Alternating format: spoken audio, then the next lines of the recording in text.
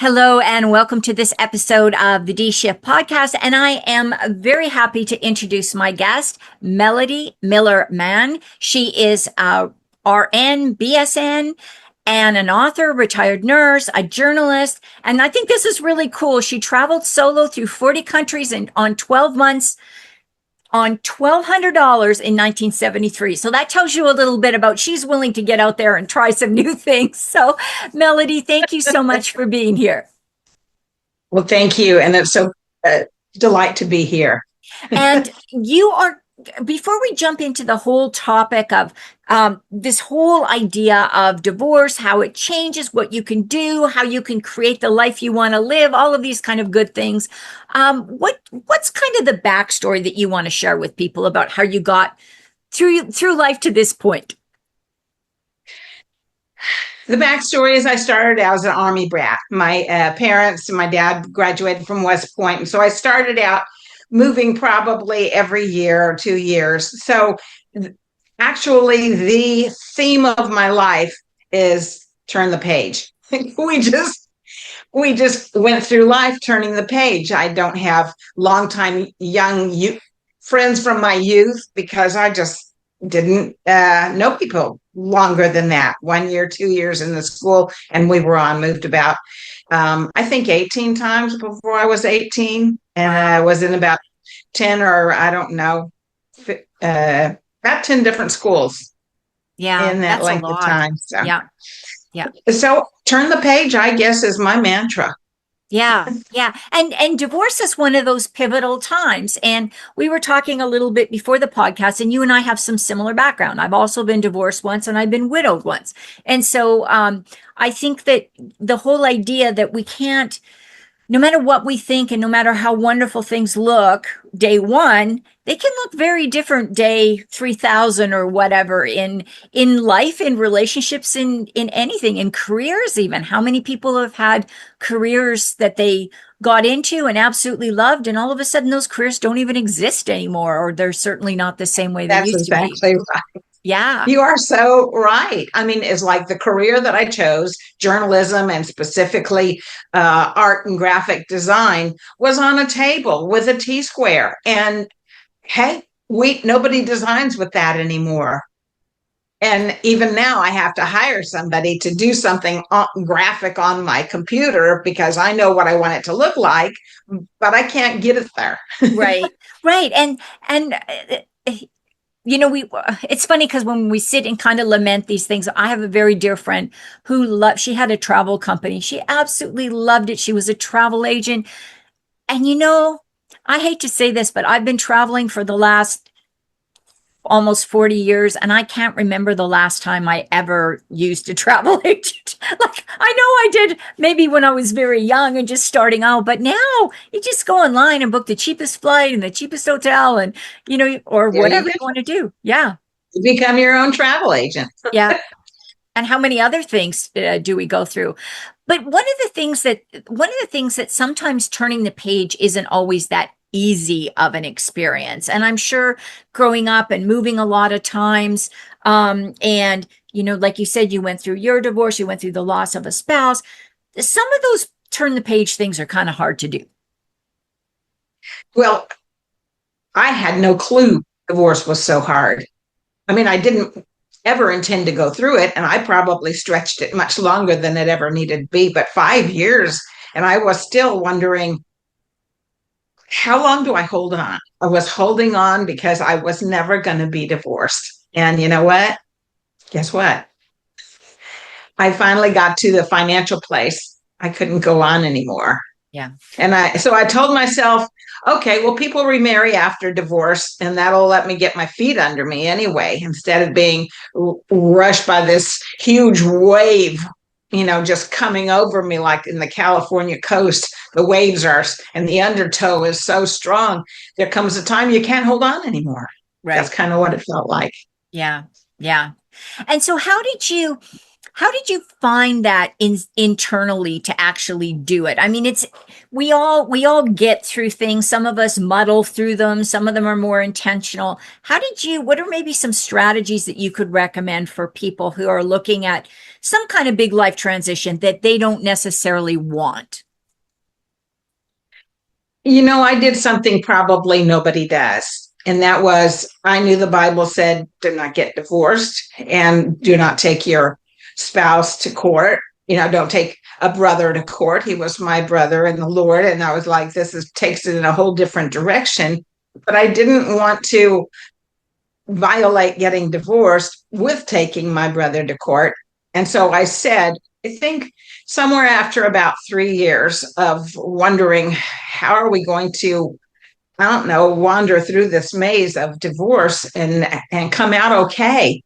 And I said, God, you are my refuge. You are my provider. You are my Lord. You are my guide. You are my wisdom. Everything in the Bible that he is, I said, that's what you are to me. I am not going to pursue the most money. I'm not going to pursue the most stuff. I just wanted to follow it the godliest way I could, the course. And he wasn't relenting at all, and wouldn't quit claim the house over to me. He said, until I signed divorce papers. And then I had to get on there and find my own loan to refinance the house. And I'm like, that's a lot harder as a single homeschooling mom. Right. It's a lot harder. Yeah. Cost me quite a bit more. And so there were a lot of things that I just said, give me the papers. I'll sign them. If that's what you want, just give me the papers. And I did. And you know what? God came behind me and he provided amazingly in so many ways. I got to see a whole new step and walk of faith doing that, instead of just, wrangling it out with my lawyer and trying to get everything I could get. Right. And I'm in such an amazing place now. I would never have thought where I am from where I was. Yeah. Yeah. And so whether you use your faith, whether you just be authentic to yourself and your values, whether you kind of create a mission statement for your divorce. I've had people who actually do that, where they've sat down and said, no matter what I do, I'm not going to cause harm to my children. I am going to be fair and equitable in my requests. Whatever method you use, as long as you have a strategy for how to get through it, I think you're way farther ahead than if you just kind of go into it and like, well, whatever happens, happens. And unfortunately, a lot of women do go into divorce with that idea of, well, I'll just see what, I'll just see what my lawyer says, or I'll see what this says, that says. And quite often you don't end up with the positives on the other side, because you've blown through all your money and all your stress and everything else in trying to get the settlement you're looking for. Well, I did end up with quite a bit of debt on my credit card. And I thought probably, I could have gotten at least half of that paid by my spouse. And I had put him through Bible college. And so I thought, well, maybe I could get him to pay something for me to finish some more school or get more educated to provide for my life. But I just left it with the Lord. I just did that. And sometimes, honestly, I talk to my clients quite often about this, is you can drag it out. You can file those motions. You can make those demands, and $10,000 or $20,000 later, you might get something back, or you might not. So is it worth the stress and the money to go for this extra, or can you live decently with what you're getting and make this work for yourself? And then it's up to you to make that decision as to, because we can all coulda, woulda, shoulda, right? Looking back, hindsight's 2020, as they say. Yeah. Yeah. So that's really important. Now, Melody, you have written a book. Can you tell us a little bit about your book, if you wouldn't mind? Well, my book really started as just to educate my own children about my life, say, before I married their father and before I started having them. Because if they'd picked up my journal and said, who in the world is this person? It was not the same mom that they knew, who I've had a, very amazing experience with the Lord and decided to walk with him. And that was 52 years ago. And so my life is totally different from what they would have seen in my journal. So I really just sat down with my journal. Actually, it was the Lord told me to write it. And I argued with him for quite a long time. I was like, I don't like to write. I know my degree's in journalism, but I don't like to write. It's hard work. Do you know it's hard work? Yes. Very hard work. And but I decided I don't want to stand before him empty-handed. I want him to say, well done, thou good and faithful servant. I want to have my book. And yeah, I did it. Hey, we did it. And so it was just basically to put down in book form, or I didn't think it was going to be a book. I thought it'd be like a little paper that I'd write for him. And then I kept writing and I kept writing. I used the journal that I took during those 40 countries and the $1,200 in that first 12 months, just traveling all over Europe and Scandinavia. And then I ended up going to Greece and Israel and hitchhiked from Turkey across Bulgaria, Romania, and Hungary. And then eventually did make my way over, once I did find the Lord. Actually, that was in Ireland, over to the USSR, and smuggled Bibles in over there and got arrested by the KGB. And so, hey, there's a lot of exciting stories. Yeah. I did some crazy stuff. Obviously, you got out from the KGB. What was that all about? Tell us that real quick. What was that all about? Well, we were challenged in, I'd covered the country from San Diego to Philadelphia on a Youth with a Mission wagon train. And in fact, we have our 50-year reunion coming up in 2 weeks. I'm so excited about that. There's people that we knew in our 20s, and now we're all unrecognizable in our 70s, probably. We'll have to wear name tags, but we lived with each other for 6 months, crossing the country and preaching the gospel. Anyway, it ended up actually in the Montreal Olympics, and we were there witnessing on the streets and that kind of thing. And we were challenged, who will take the gospel to Moscow for the next Olympics? And that was in 1980. And so I raised this hand. It goes up all the time. I raised my hand, and the Lord said, I'm not going to let anybody go who hasn't borne my heart for these people in prayer. So I did spend years between the 1976, when the wagon train was, and the Montreal Olympics and the Moscow Olympics. But we know that that was called off because Afghanistan, I think Russia invaded Afghanistan. And so our involvement in those Olympics with the US didn't happen. So anyway, when something came across my desk the next year, and it was a nursing study tour, by then I had gotten the word from the Lord, do something medical. So I ended up going to nursing school and got my RN, BSN. And this thing came across my desk. I was writing a newsletter for ICU nurses that, said, hey, come over to Russia and let us show you 5 provinces in Russia. And I just looked at that thing. I said, God, is that you wanting me to go on that trip? And I felt the divine nod. So I just made all of my plans and actually was able to get some little tracts that had the full message of salvation in them, and just packing them in my suitcase and myself. I didn't realize when I arrived in the airport that there was a metal detector, but I had 400 staples on me. And I'm like, oh, Lord. And I'm going to go off like the 4th of July. And you know what? I didn't. I just quoted that scripture. The angel of the Lord is encampeth around about those that love him and deliver them. I was like, and I walked right across and it didn't go off. And I'm like, yay. So that was miracle 1. I was like, got to the luggage part and I said, I know my suitcase is filled with these tracts with staples and everything. I know it's going to go up. Guess what? It didn't.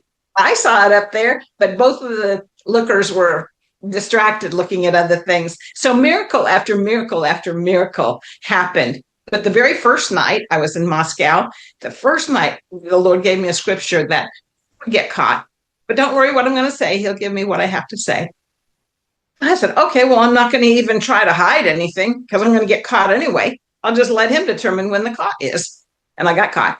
But you have to read the book to find out what happened, Oh, obviously. I okay. got out. There you go. Yes, obviously you did get out. So, um, Melody, is there anything that you have as kind of a wrap up, takeaway thought you'd like to leave with the listeners?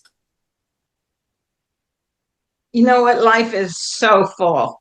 In fact, he just said on the last teaching on Catalusa, what we were on, that life is not a sprint. It's not even a marathon.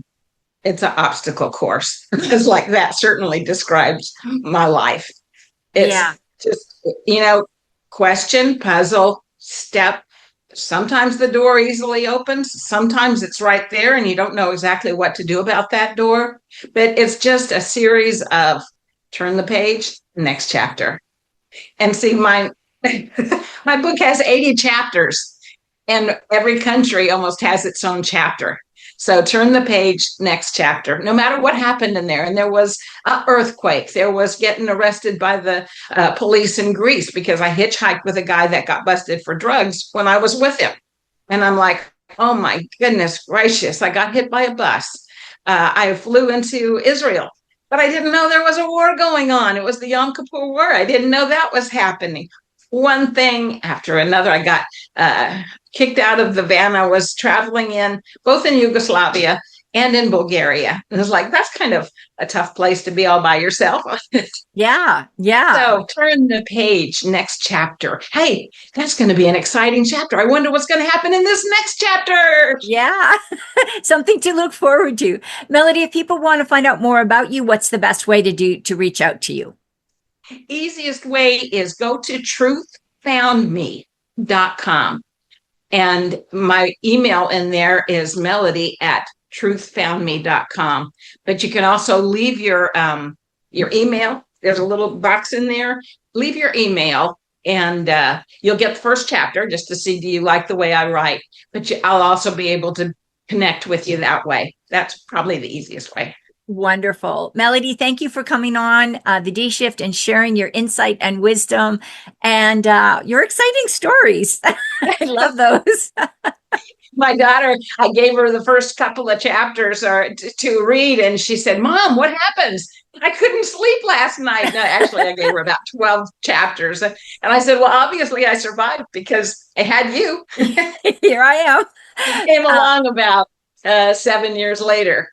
Wonderful. Melody, thank you so much for being here. And everyone, thank you for listening in to this episode of the D Shift. And don't forget to tune in again next time.